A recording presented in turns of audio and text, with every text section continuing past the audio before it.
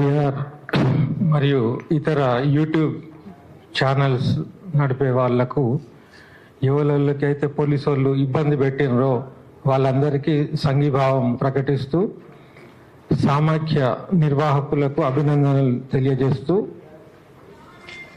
అయితే విషయం ఏంటంటే మున్పు సినిమాలల్లా పాత సినిమాలల్లా చూపిస్తారు ఏమని, హీరోలు విలన్లు బాగా ఫైటింగ్ జరుగుతుంది, క్లైమాక్స్లా జరిగినాక కానిస్టేబుల్ వస్తారు లాస్ట్కి, వచ్చినాక దాంట్లో ఉన్న హీరో అరెస్ట్ దెమ్మంటే అప్పుడు కానిస్టేబుల్ పోయి బేడీలు వేస్తారు. మీకు తెలుసు అనుకుంటా సినిమాల్లో. అయితే ఈ కానిస్టేబుల్ ఏదో సినిమా వాళ్ళకి తెలియదు కాబట్టి హీరో చెప్తే కానిస్టేబుల్ పనిచేసేటోళ్ళు.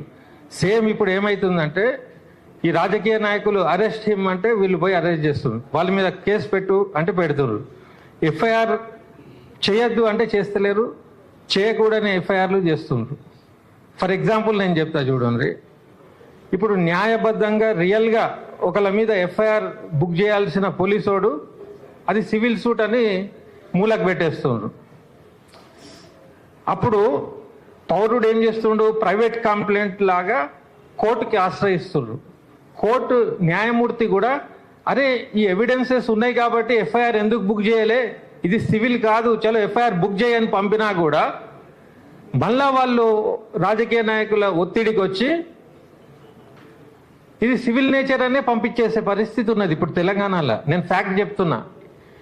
అదే అసలు కేసే ఎఫ్ఐఆర్కే ఎలిజిబుల్ లేని వాటికి ఇప్పుడు నేను చూసిన సెక్షన్స్ మొత్తం కూడా చాలా పెద్ద పెద్ద డేంజర్ సెక్షన్స్ ఉన్నాయి. అవి మత కలహోలాలు, మీడియాల మొత్తం వివక్షలు, ఇట్లాంటి వాటికి పెట్టే సెక్షన్లు అవి.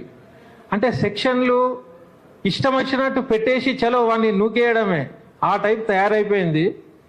ఇట్లాంటి పరిస్థితులల్లో ఈ యూట్యూబ్ అనేది సామాన్యుల పక్షాన ఒక వరంలాగా వచ్చింది. ఆ ఆయుధాన్ని మోసుకొని ప్రజల పక్షాన పాటుపడే సైనికులందరికీ కూడా ఈ వేదిక నుంచి అభినందనలు. ఇప్పుడు ఈ సమాజానికి రక్షకులు మీరే, పోలీసులు కాదు, రక్షక భటులు అని వాళ్ళకి పేరున్నది. కానీ ఇప్పుడు యూట్యూబర్లే రక్షక భటులు అయిపోయినారు ఏది ఇప్పుడు సమాజంలో. అయితే మెయిన్ స్ట్రీమ్ మీడియాలు ఒకప్పుడు బాగానే ఉండేది, అట్లీస్ట్ ఒక ఎడిటోరియల్ పేజ్ అన్నా ప్రజల పక్షాన ఉండేది, ఆ ఎడిటర్కి అనుకూలంగా ఏమన్నా ఉండేది. ఇప్పుడు ఎడిటోరియల్స్ కూడా పాలక పక్షమే ఉన్నాయి, అది చాలా దురదృష్టకరం. కానీ నేను రిపోర్టర్లు, ప్రింట్ మీడియా ఇప్పుడు ఎవరెవరైతే ఉంటారో నేను వాళ్ళ రిపోర్టింగ్ చూస్తున్నా, పాపం వాళ్ళు అన్ని కవర్ చేసి పంపుతున్నారు. కానీ అక్కడ పోగానే ఎవరిని వేయాలి, ఎవరిని వేయద్దు, ఎట్లా వేయాలి, ఎట్లా చేయొద్దు అని మొత్తం దారుణంగా తయారున్నది.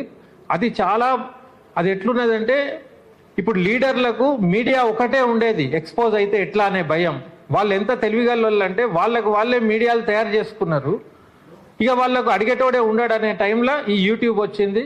ఆ యూట్యూబ్ ఇన్ఫ్లుయెన్సర్స్ కూడా ముందుకు వచ్చిండ్రు. ఆ ఇన్ఫ్లుయెన్సర్స్ని కూడా ఎట్లా అరికట్టాలి అని చెప్పి కొత్త చట్టాలు తెస్తుంది ఇప్పుడు ప్రభుత్వం. వాళ్ళు ఏమనుకుంటున్నారు అంటే ఈ చట్టాల ద్వారా ఒక్కొక్కరిని లోపలేస్తే కానీ సెట్ కాదని డిసైడ్ అయ్యి కేవీఆర్తోని వీళ్ళతోని మొదలుపెట్టింది ప్రభుత్వం.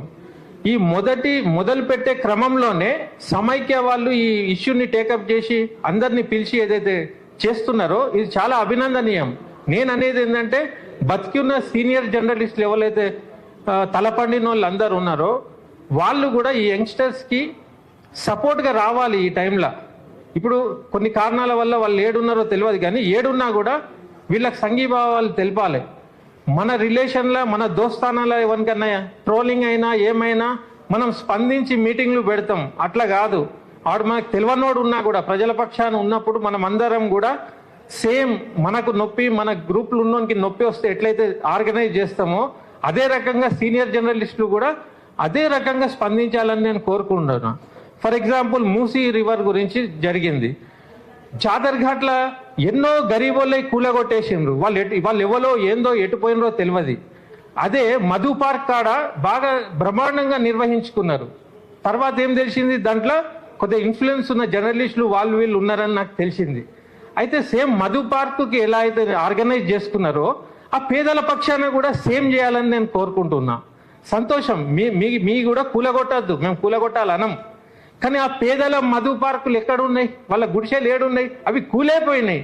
మరి వాళ్ళ గురించి అందరు స్పందించని ఉండే కదా. ఇలా మధు పార్క్ గురించి వచ్చినప్పుడు మనం అందరం స్పందిస్తున్నాం. అయితే నేను అనేది ఏంటంటే అట్టడుగు వర్గాల గురించి అన్యాయం జరిగేటప్పుడు మొదటి స్పందన రావాలి. సేమ్ ఇప్పుడు కేవీఆర్ అనే పిల్లగాడు ఆయన ఎట్లా కించపరిచిండ్రు, నువ్వు ఇంత ఉన్నావు, నువ్వు చంద్రబాబుతో పెట్టుకుంటావా, అవి ఇవి, అది చాలా దురదృష్టకరం. ఒక పోలీసు వాళ్ళు అట్లా మాట్లాడు ఏంది వాళ్ళు. తర్వాత ఏంది, ఈ వేదిక మీద నేను ఎన్నడూ కేసీఆర్ని పొగడలే. ఇప్పుడు నేను ఒక్క అంశంలో పొగడాలనుకుంటున్నా. ఆయన రాజకీయంగా చంద్రబాబు నాయుడు వల్ల ఆయనకు ఊకే ఇదేంది ఇది ఎప్పటికీ అంటుకొని ఉన్నదని చెప్పి ఎంత చాకచక్యంతో ఓటుకు నోటు కేసులో ఇరికిచ్చి ఎల్లగొట్టిండు. కాబట్టి యూట్యూబర్స్ లారా నేను మిమ్మల్ని ఏమంటున్నా అంటే ఇట్లాంటి జరగద్దంటే మీరు ఇంకా ఎక్స్పోజ్ చేయండి, మీ జర్నలిజాన్ని ఇంకా పెంచండి. కేసీఆర్ని స్ఫూర్తిగా తీసుకొని ఆ అంశంలో మాత్రమే, మిగతాది నేనేమంటలేను. కేసీఆర్ ఎంత చాకచక్యంగా చంద్రబాబును 10 ఏళ్ళు ఉమ్మడి ఉన్నా కూడా మొదట్లోనే బిస్తర్ పంపించగలిగాడు. ఆ తెలివితేటలు కేసీఆర్ అన్ని విభాగాలలో అన్ని అస్తిత్వాలకు ఆయన రక్షకుడిగా ఉండి అన్ని అట్లనే చేసి ఉంటే ఇవాళ ఈ మీటింగ్ ఉండేది కాదు. కాబట్టి రాజకీయ నాయకుల మీద మనం పెద్ద నమ్మకాలు పెట్టుకునే అవసరం లేదు. ఇక వాళ్ళంతా ఒకటే, ఏదో కొట్లాడుకుంటా ఉంటారు. వాళ్ళ లక్ష్యం ఏంటంటే సంపాదన, భూములు, ఎట్లా దోపిడీ, ఎన్ని కోట్లు వేసుకోవాలి. ఎందుకంటే మళ్ళీ ఎలక్షన్స్ వస్తే పైసలే కావాలి అని వాళ్ళ నోటేషన్. కాబట్టి పబ్లిక్కి సీట్లు పైసలు ఇస్తేనే అమ్ముడు పోతారు, కొంటారు. కాబట్టి పైసలు ఉంటే గెలుస్తామని ఒక ధీమాతో వాళ్ళు ఉన్నారు. కాబట్టి వాళ్ళ పని వాళ్ళు చేసుకుంటారు. వాళ్ళ మీడియాలో అవే పనులలో వాళ్ళకు వకాల్తా ఇస్తుంది. మన పని మనం చేద్దాం, మనం ప్రజల పక్షాన నిలబడదాం.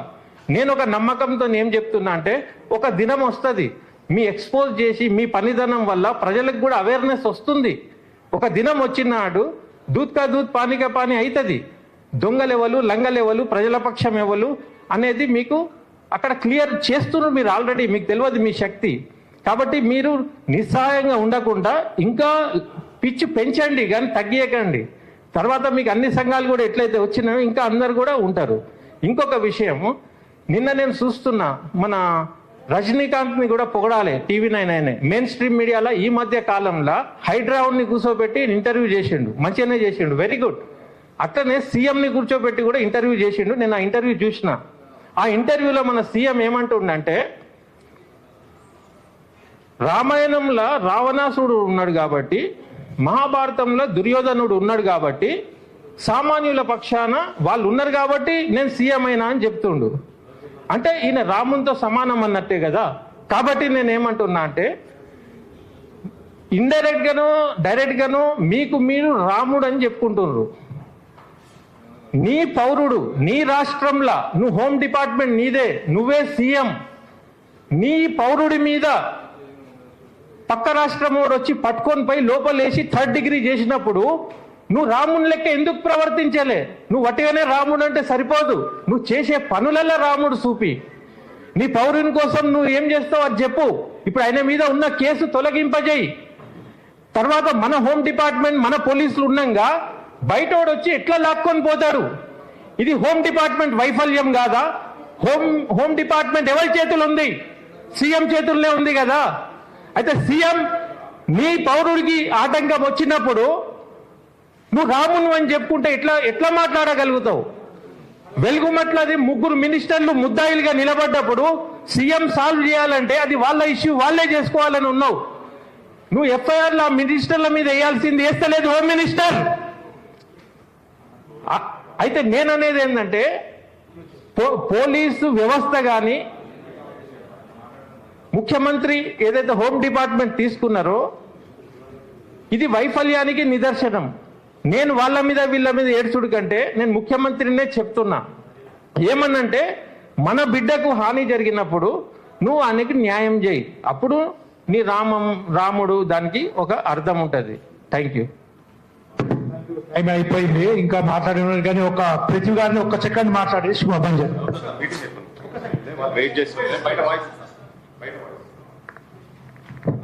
ఓకే, ఈ సమావేశం ఇంతతో ముగిస్తున్నాం.